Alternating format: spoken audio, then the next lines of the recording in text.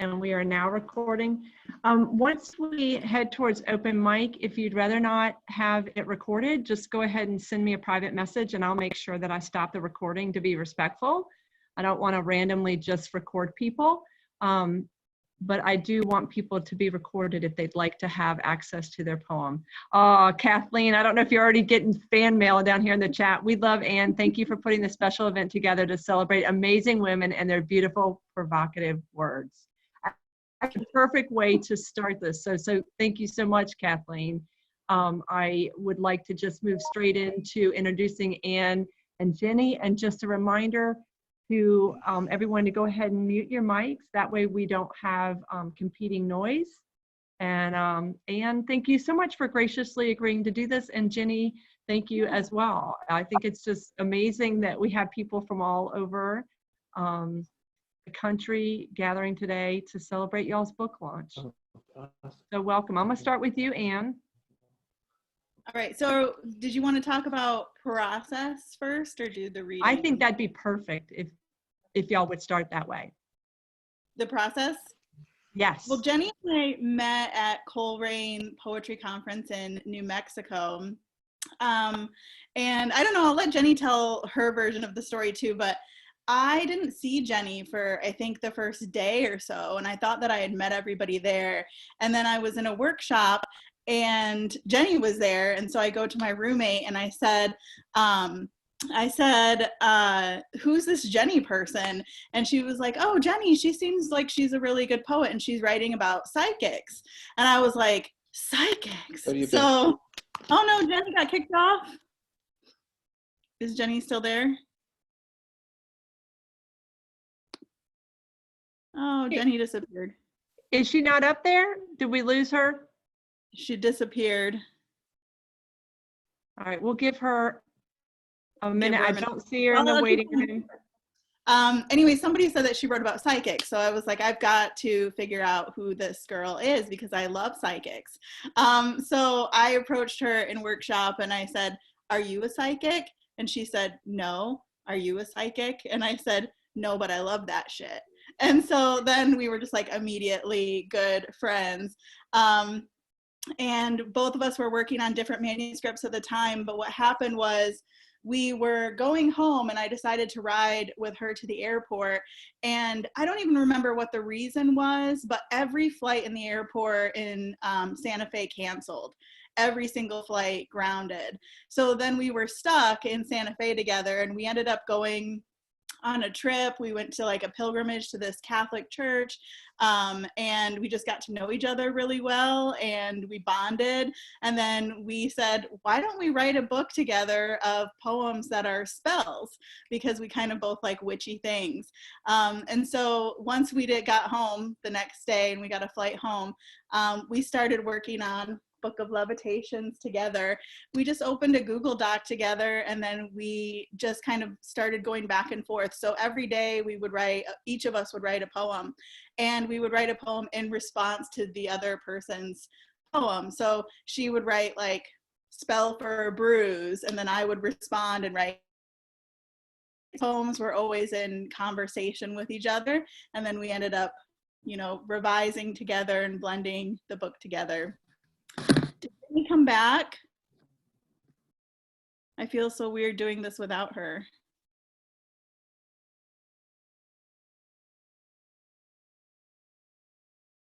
Coming on, so give her just a moment.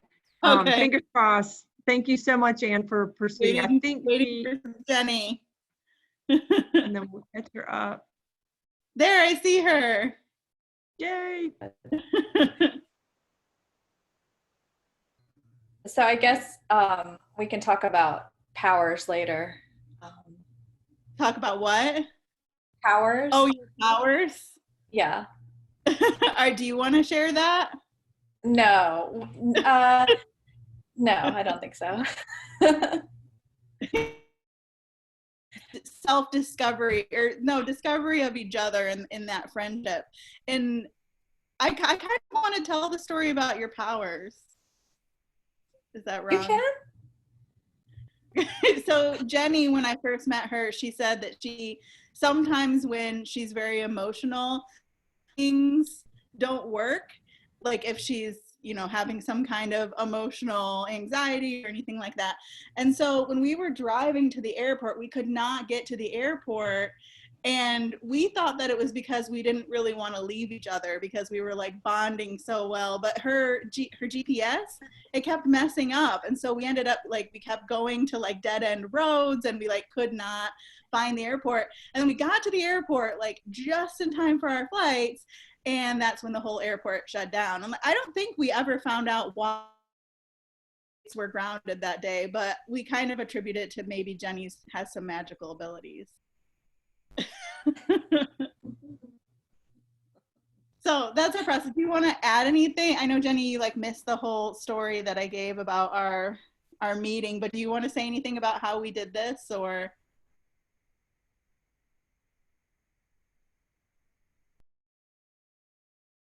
Because my husband Nate, his computer's working, Oh, so good. I was listening. So yeah, I mean, it was just so strange, you know, like you said, that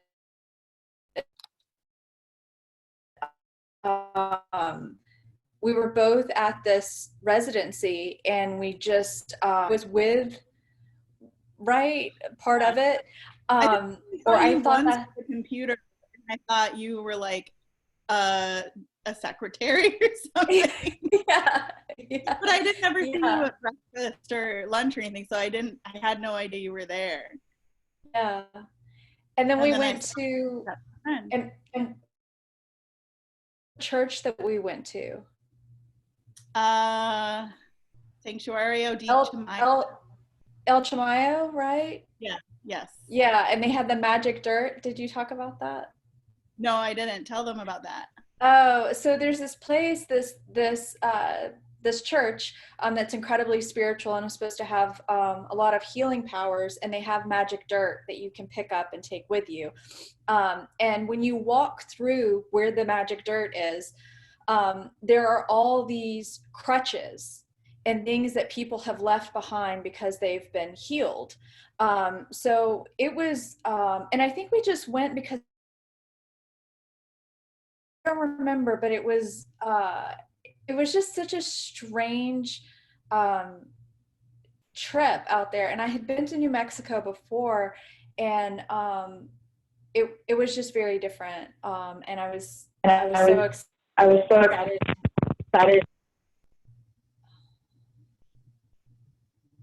Yeah, that church also was the inspiration for my other book, She Saints and Holy Profanities, because I started learning about female saints when things happened while we met, and then we wrote this kind of book of magic. So I guess I'll get into the reading here. But yeah, so the concept of the book was poems as spells, which we ended up changing. Not all the poems are spells, but they all have some kind of magical element. I guess I would say that there's definitely like a women's empowerment or feminine. Oh no.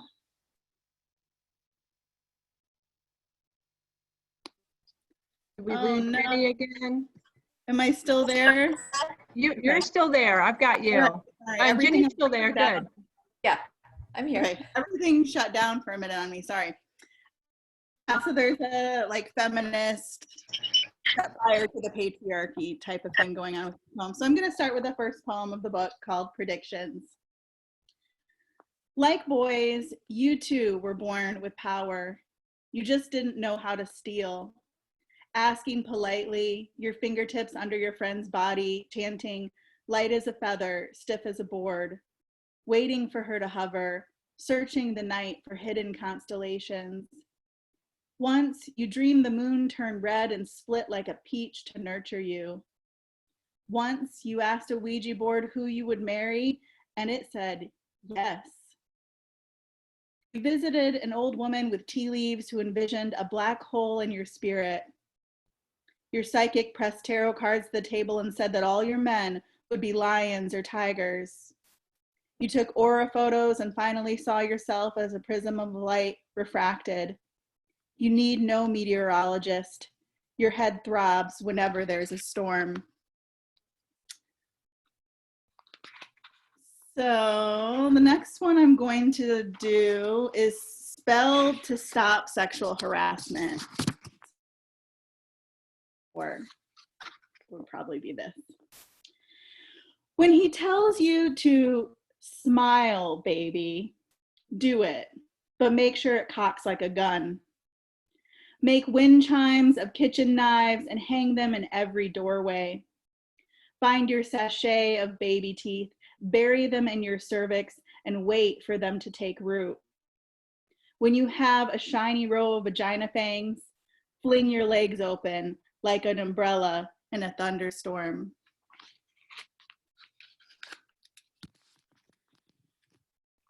All right, the next one I'm going to read is Curse for the Men Who Hurt Women. So you can see it moves from spell to a curse. Know that you can paint lips, mouth, you can smile to muzzle your voice, and it still won't turn him good. His arms clasping your naked body noose every living cell. He casts his light like a lasso, taking slivers of you every time. He'll always be adored, the cock, his trophy of birth. You could be any mantle. Don't wait until you're dead to cast this curse. Place choke cherries under his pillow, snatch sheets off his body, and let the naked night chill him. Leave lipstick stamps on every coffee mug and dust the carpet with cigarette ash. Become his ghost before he makes you one. If he hunts you, bathe in gasoline and threaten him with a match. If you must set yourself on fire to escape, do it on your knees. Tell him, sorry, sorry, sorry.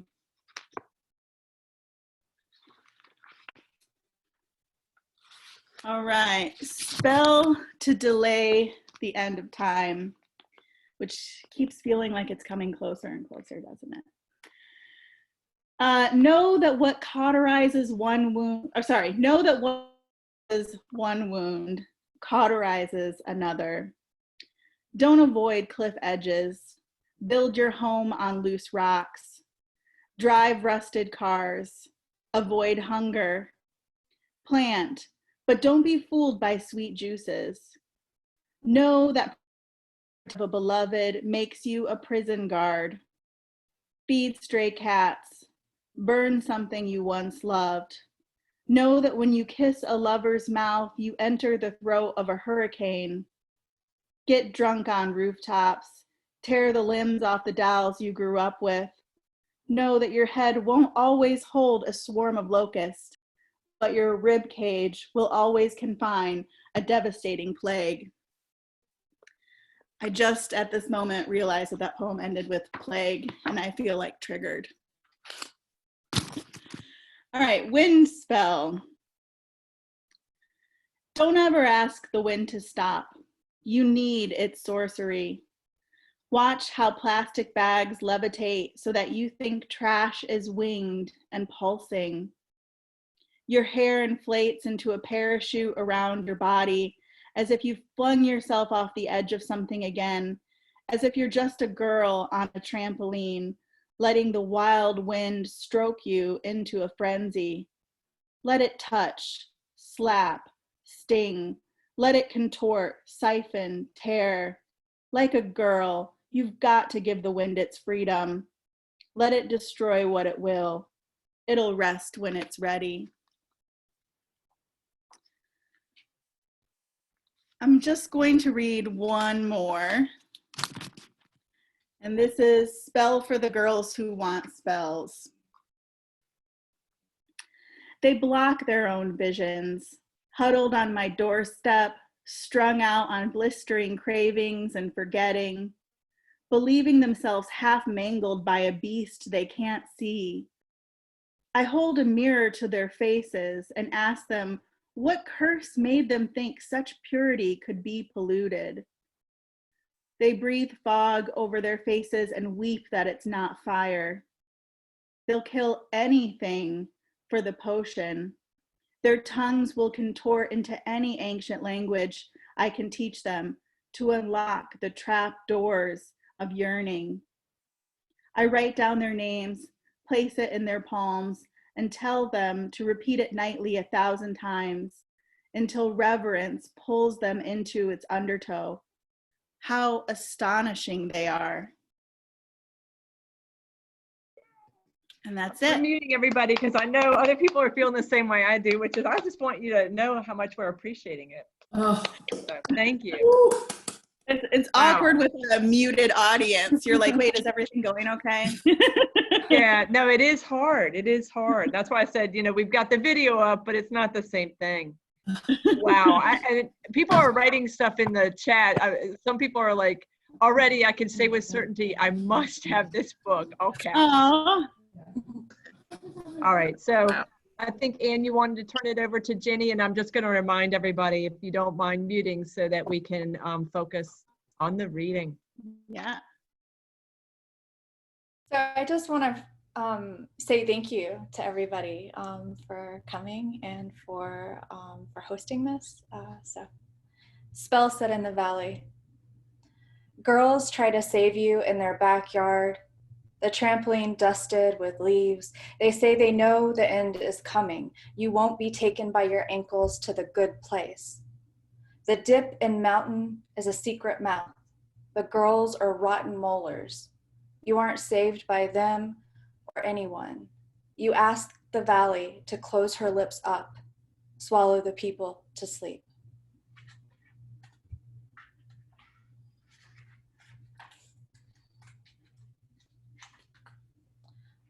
Roadkill resuscitation. This is only for animals who haven't been scraped up by taxidermists. Armadillo armor shines in every Texas sun. We risk leprosy, we cradle them, so many curled babies. The first question when they wake up, was it deliberate? We have to answer yes. They need to be taught to keep out. They roll into themselves when we say it. They straighten out when they're done being dead.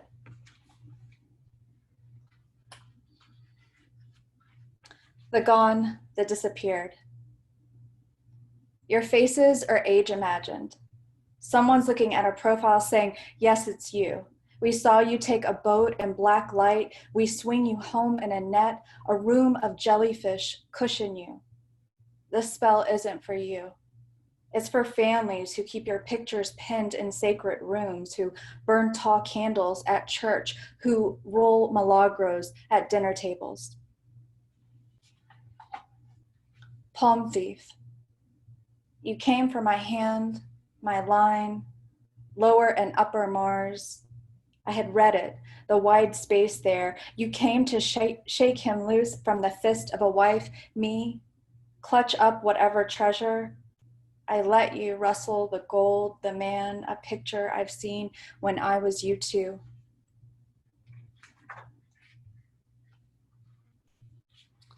Spell for drained public pools. This will keep alive any animal living there. What a reverse of fortune, or happy, or summer. This will fill it up, lit sequence again at night swimming, the only way for it to ripple. This won't bring living people back. They've given up, deflated their floats, garbaged their suits. This won't displace the drowned, the dead attached. It's not wrong to do. The water is a cover they reach for and they reach for. Orphan spell. We come from motherless mothers, fatherless mothers, held breaths underwater, waiting for parents to levitate back. We can't tell them we know how to say abandoned. It's not a word around them. We coo at their knees. We say we will never leave. We will never grow adult teeth.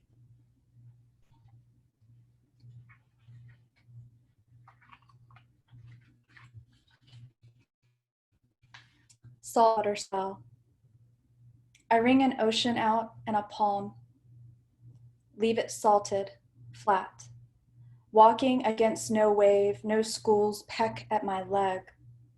It would happen by all our hands if we let it. Coral evacuated. I tell dogs walking on the beach to lick salt from my feet.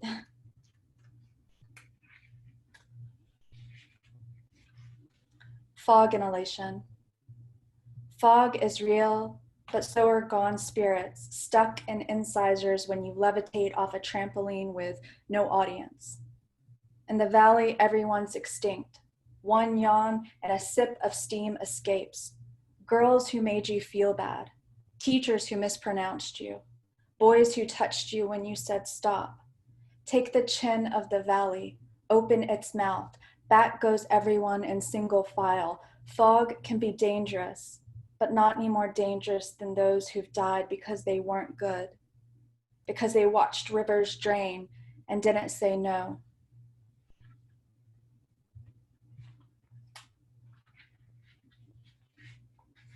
Weather vane. Every body bear will know, will say yes. I am desert, an open mouth, yes. An open hand, yes. Maybe a prairie. The neck, young and long, yes. Toes split by grass. Rain rolls into pools on bodies. Breaching, we remind the water, don't take our weather, don't use it against us. And this is the last poem I'm going to read. And thank you all again for being here and for listening. Spell for dying houseplants and flowers. What's more profane than silk, flowers? Maybe plastic animals. For the lazy, superficial, fearful of death, take the dying to the always living. String of pearls to string of pearls. Queen Anne's lace to Queen Anne's lace. What wilt, you'll say? What a best garden. What a bouquet in the foyer.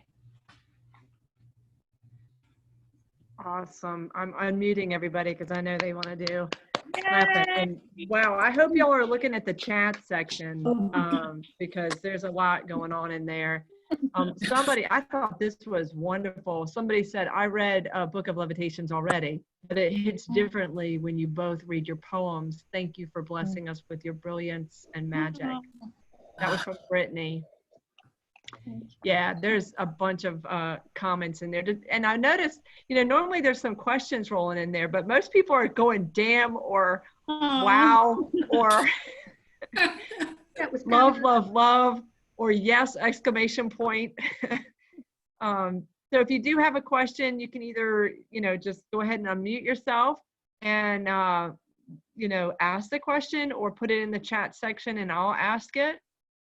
Chris said, great poems, love the book. Jennifer Sweeney said, love you both so much, gorgeous reading and book.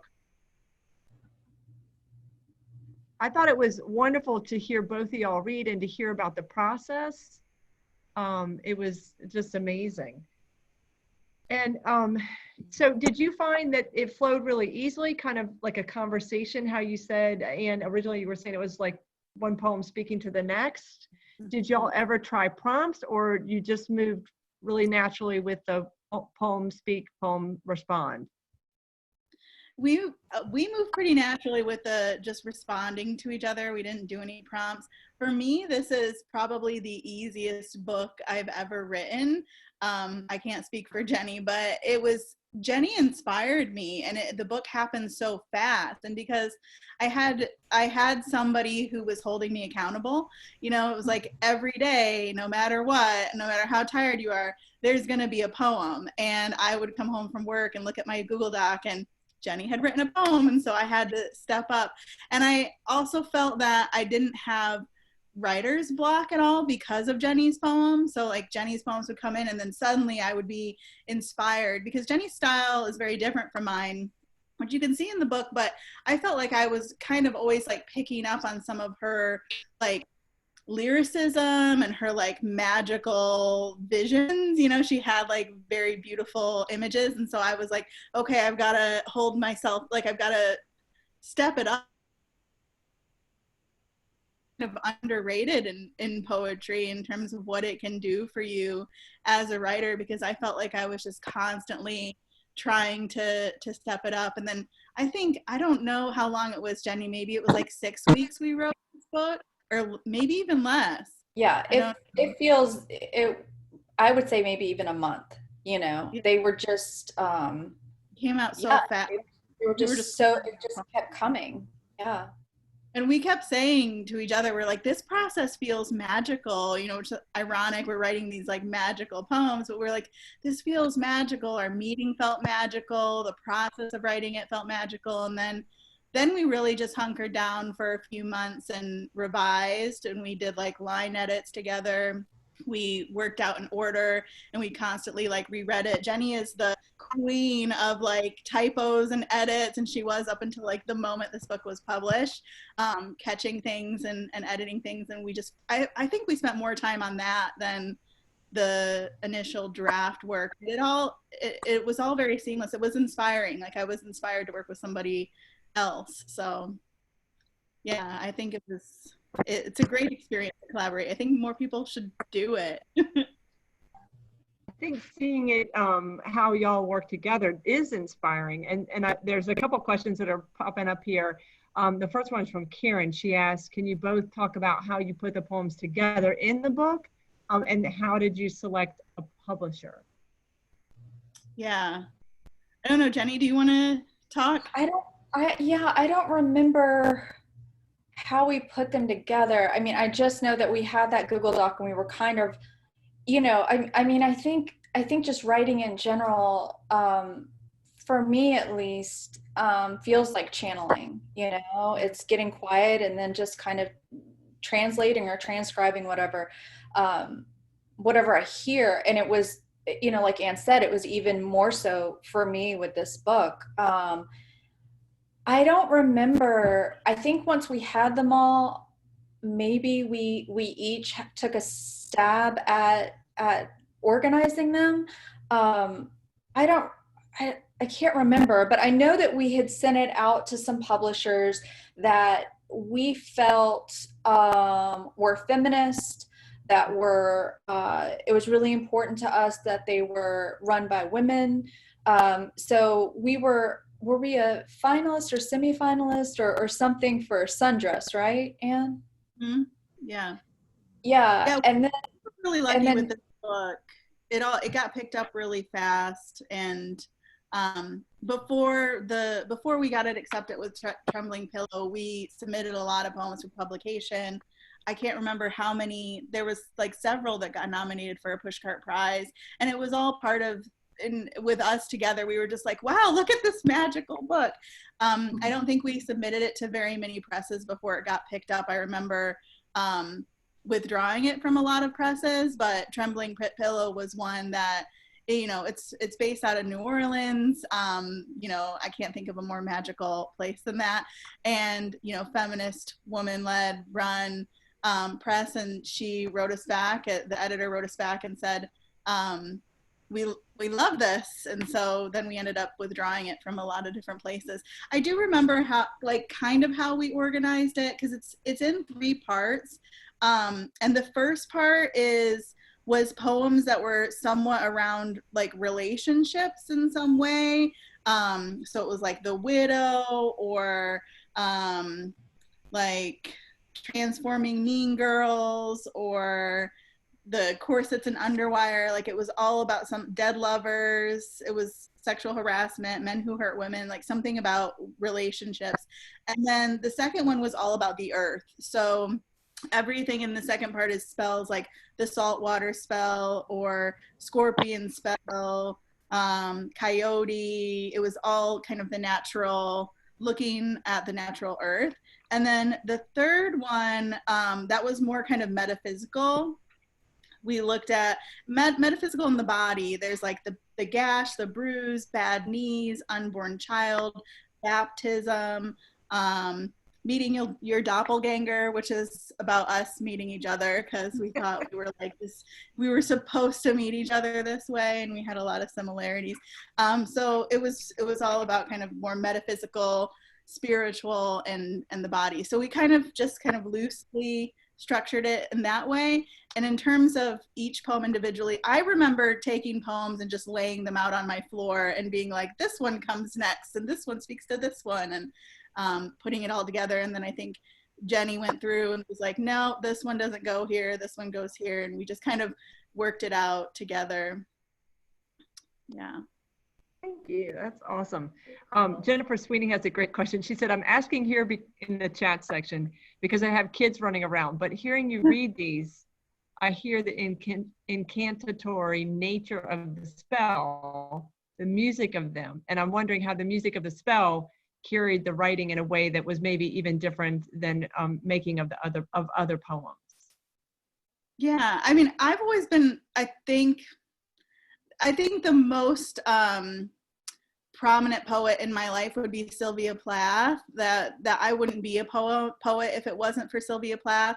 And Sylvia Plath had this kind of incantation in her work, in that you would, like, you read Daddy and you're just like, this witch she's coming for me, you know. Like it's haunting. It's really haunting, the cadence of it.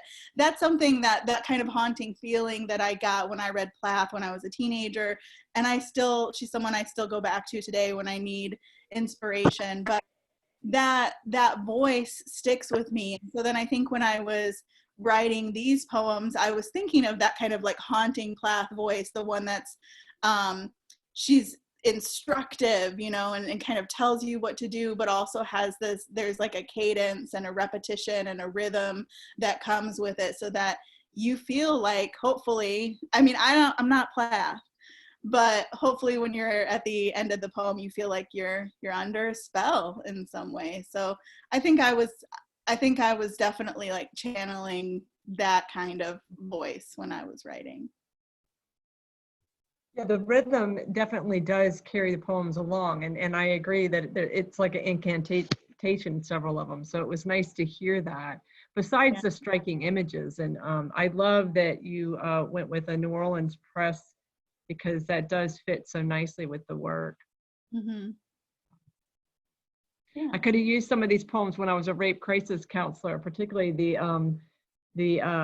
one about sexual harassment. I was like, that would have been fantastic for some of my rape crisis program people in New Orleans. But I'm glad it's out there, because a lot of people are going to read it and feel that.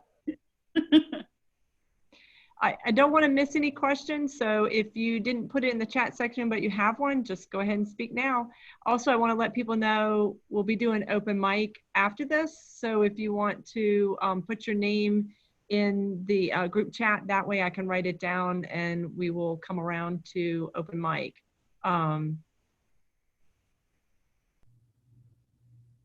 All right, so I'm thinking no more questions.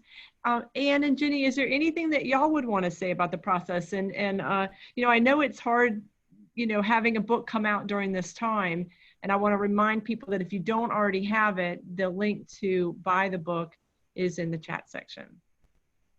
So is there any question that you would like to answer that didn't get asked? I'll let Jenny go first. I feel like I'm talking too much and Jenny's quieter than me. No, I don't know. No, I think that those were all really great questions.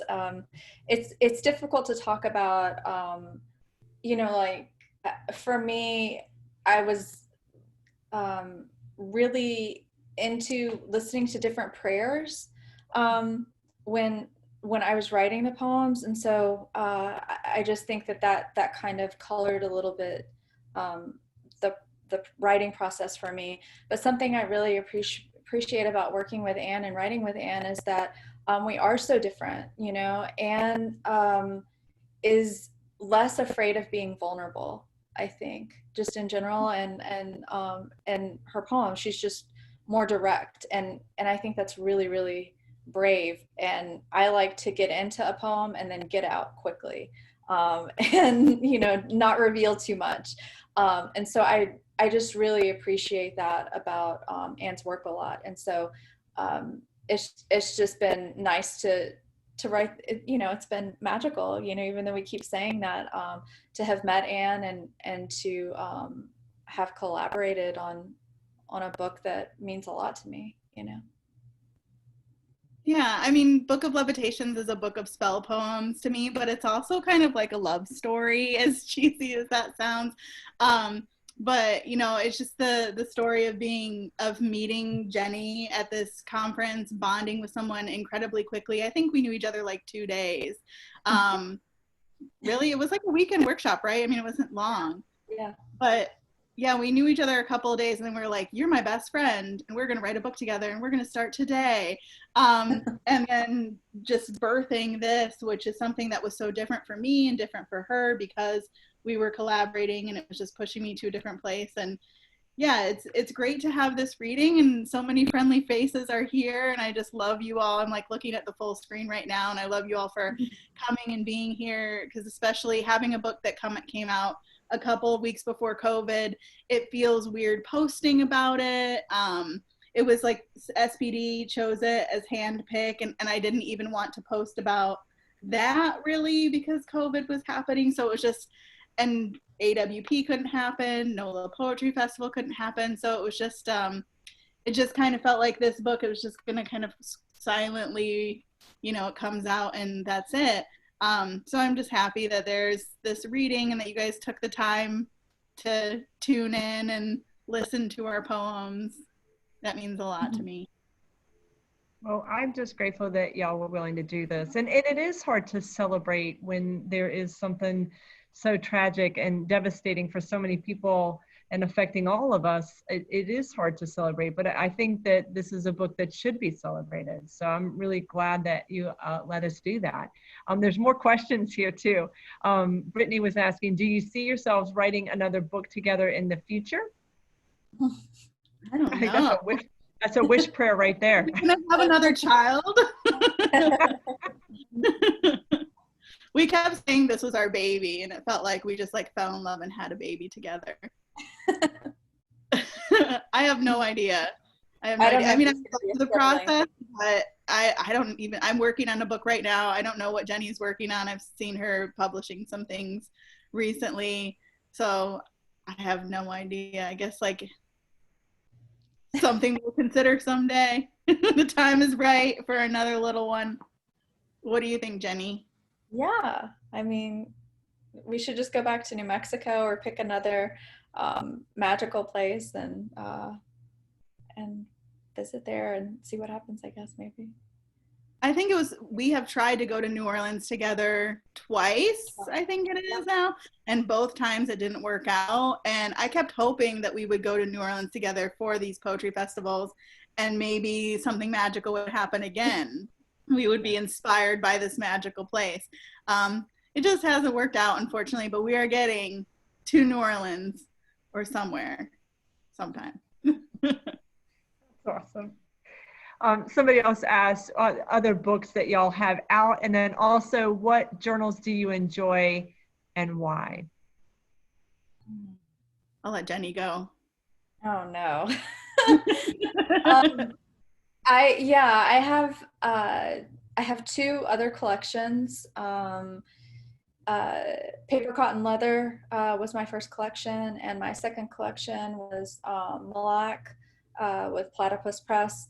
And there's some stuff in there. I mean, I think that the second collection also deals with my grandmother would read Turkish coffee and give, tell people their fortunes or whatever. And so some of that's in there. I mean, I think that that's maybe a thread that kind of is always following me.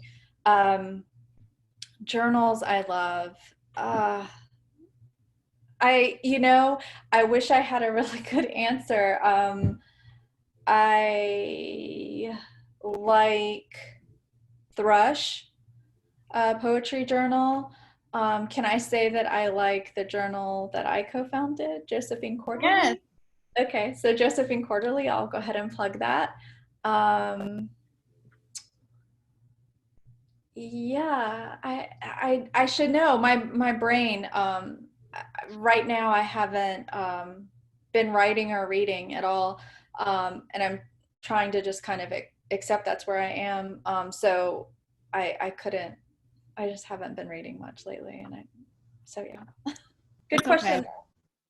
Okay. Whenever anybody asks me, like the other day, my therapist was trying to get me to like come down from a panic attack, and she asked me to name all my favorite authors. She thought that I would be able to list a lot of them, and I was just like, and I didn't know anybody. And I read a lot. So it's like whenever you get put on the spot, you feel like, oh yeah, I have no idea. So anyways, what was the question? What journals do we like? Journals and your other books too. Don't forget to mention the other books you have out, yeah, Anne. I have 4 books that I published in addition to this one. The book that I was working on when I met Jenny was, oh, there's one of my friends is holding them up. He has them all. One of the books, the book that I was working on when I met Jenny was The Good Girl's Always a Ghost that I published with Black Lawrence Press. That's probably one that I'm most proud of. And then when I went to that church with Jenny is when I got inspired to write She Saints and Holy Profanities, which is all poems in the voices of women saints in Catholicism. So it was rewriting those stories through kind of a feminist voice. And I love that book. It's so weird that I ever wrote that book. And then this one is also one of my favorites. The other 2 I don't love as much, but they exist. Favorite journals, I've always loved Crab Orchard. Crab Orchard is like my go-to favorite journal that I always wanted to get published in, and I finally did a couple of years ago. I'm a big fan of like Crazy Horse, Thrush, like Jenny said. Thrush is one that I really love. And like Jenny, I'm also blanking. I should just look at this, like who published us? And Ninth Letter. Ninth Letter. I remembered one. Which one? Ninth Letter. Oh yeah, that's a good one. Hotel America, the Louisville Review, Muse A, The Pinch. Oh, The Pinch is really good. I like that. Yeah. Queen Mob's Tea House, Tar River, Thrush. Yeah. There's a lot of good ones. The poetry community is a good bunch. Yeah, it's one. It was nice to hear a range, but it is funny when you're put on the spot. Suddenly it goes out your head. So it's good to have the book there and see where other poems got accepted. Kelly wrote down here. I love all of Anne's books. Highly recommend. Matt, you had a question that you wanted to ask, so go ahead and unmute yourself. Actually, both Anne and Jenny answered the question, so I'll convert it to just a comment that I appreciate that this might be a hard time to feel like you should celebrate a book, but you know, the best art comes from some of our most challenging times, right? And this is a perfect example, even though, of course, it was written, you know, at this time, but I think this is the right and perfect time for us to hear such important art. So thank you for even just having this book launched in the middle of really uncertain times to really remind us about, you know, the talent and beauty that is still in this world. So thank you, my friends. Matt. Thank you.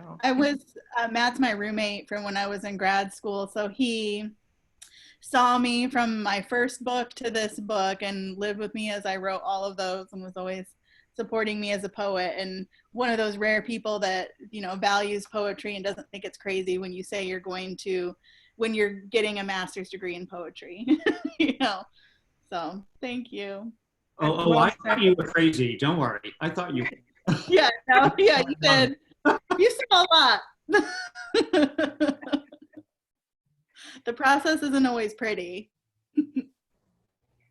Awesome, Matt, and well said. I mean, I like what you said. It is important, and it is a beautiful reminder of what keeps us going, what gives hope, and that synergy that you two have is lovely.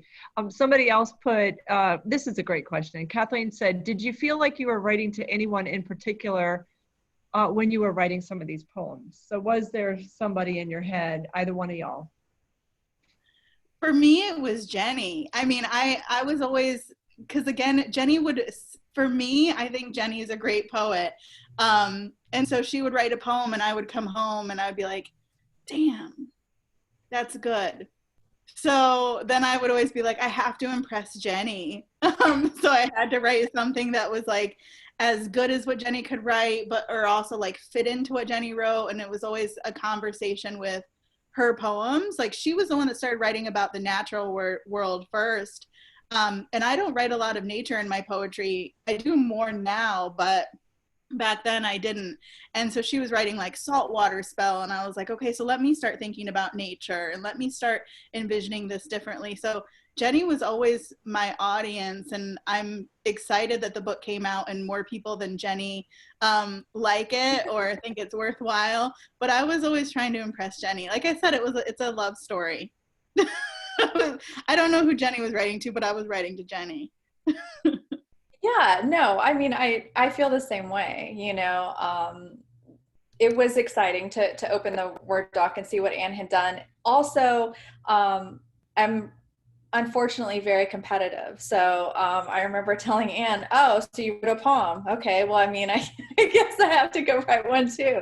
And and it became a loving competition from where I was standing. But when I thought about spells, I mean, some of those in there about the girls on the trampoline and saving me, and, you know, it was a way for me to kind of, as directly as I could, deal with people who were cruel to me when I was younger, and I guess a way of I don't know, casting a spell on them or rewriting it or having some kind of taking my power back, maybe. So I think a lot of those poems and just my sadness about the natural world in general and nature, and you know, how it's deteriorating, and I'm just kind of consumed by that, and so I think that finds its way in there as well. Mm-hmm. I should say also, it was 2015, I think, that we started writing this, and it was election. We were going, like, our friendship was while the election was going on.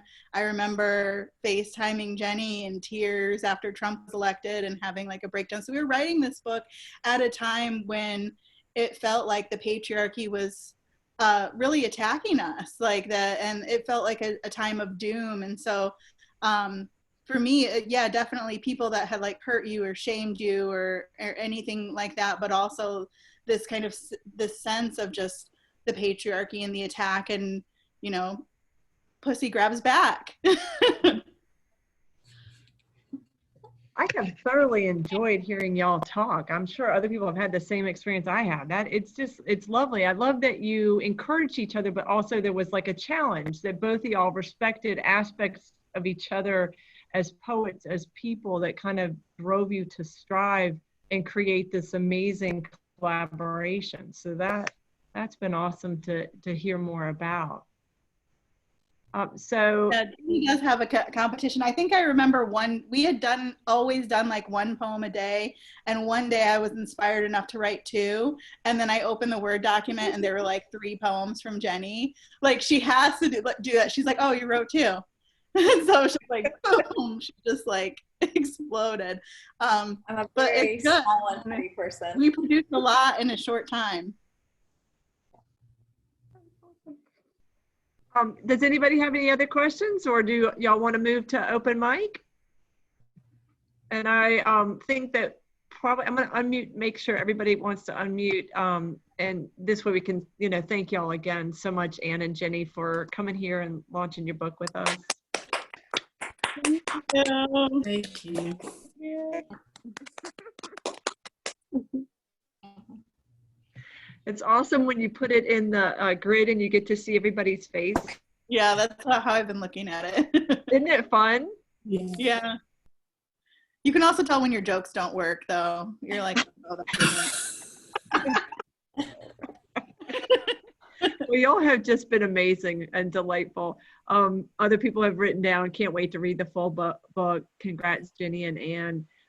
Again, like I said, I'll send the chat section to y'all so that you can see it. For open mic, so far, I've only heard from Joan and Betty. If there's anybody else that would like to read, we'd love to have you. I'm going to go ahead and remind you that it's being recorded. So if you don't want it to be recorded, just send me a quick note and I will quietly not record when you're reading. All right. Okay, so we're going to start with Joan. So Joan, if you want to go ahead and read, we'd love to have you. Okay, there's some synchronicity here. Waking at noon, split wire, cold sweat, dark day, singed fingers, forced socket, short circuit, failed nerve, high voltage, all broken, bad electrician, poor training, no license, no current, no charge, blackout. Thank you, Joan. Wow. That's a one I haven't ever heard you read before. No, That was lovely. thank you. Betty, I Okay, have you. There you are. there I am. All right, the name of my poem is The Color of Words. Call it purple until it turns blue. Bleak weather is dark gray. Sky turns dirty, bleak cotton. Red mud freezes hard. Granny said, cold, ashen, cloudy with a day of fish. Our words and color and phrases becoming sapphire syllables, turning crimson that spews forth flames, upsetting stomachs to green sludge. Light whispers are chartreuse, turning words we varnish to our own canvas. Hanging on the air in white balance, fade out to pink, pale lips. But sometimes words often turn into bloody darts, pricking the heart that seeps black. Thank you. Oh, thank you. Thank you, Betty. Uh-huh. I almost wanted to ask you, are you a painter? You have such colors and all that. That was lovely. Thank you. No, I'm not a painter. Not a painter. Karen, see if I can find you.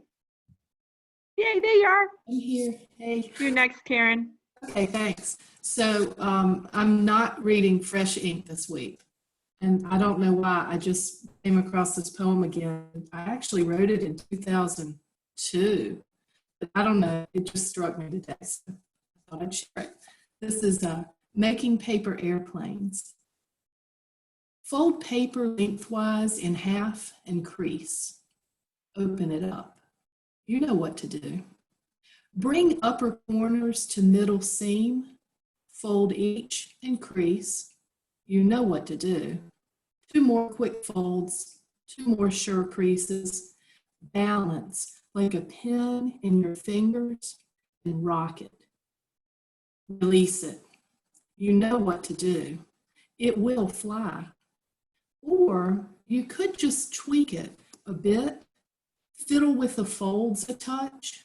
You know what to do. You know what you could do. You know, life is like that.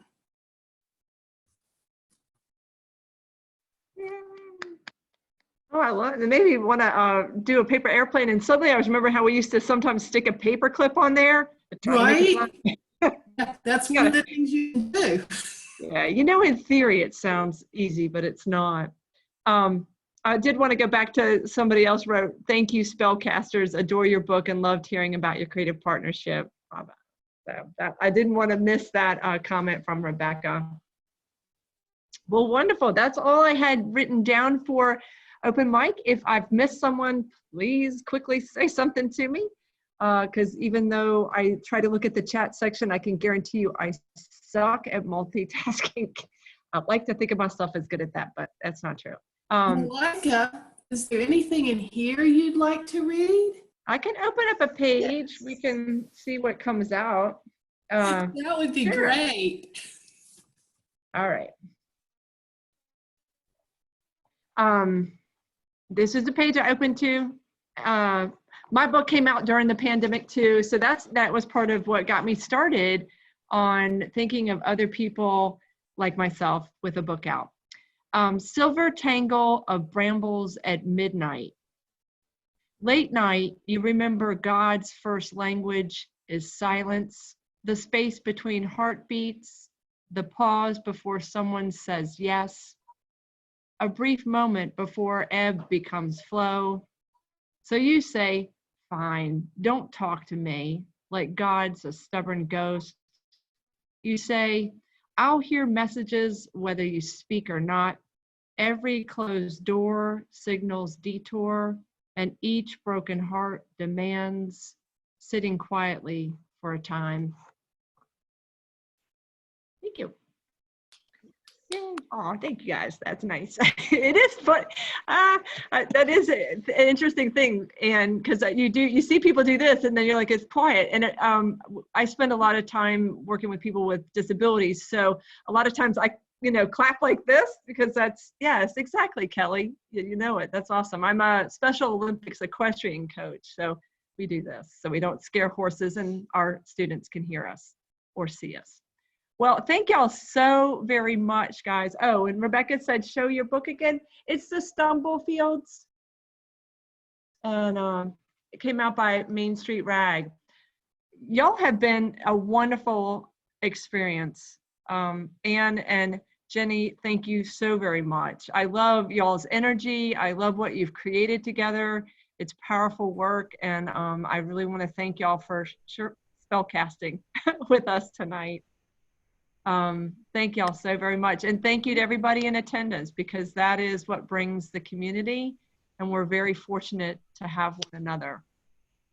Yeah, thank you for having us, and thank you for everybody for tuning in, and it was good to see my love's face, Jenny. Well, we like your firstborn. We look forward to siblings.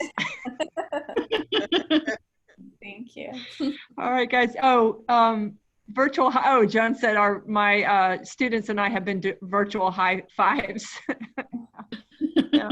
All right, guys. Well, thank you so very much. And we look forward to another Thursday together. And Anne and Jenny, have a wonderful night. Thank Bye, you. guys. I'll let y'all know when it's up recorded, and I will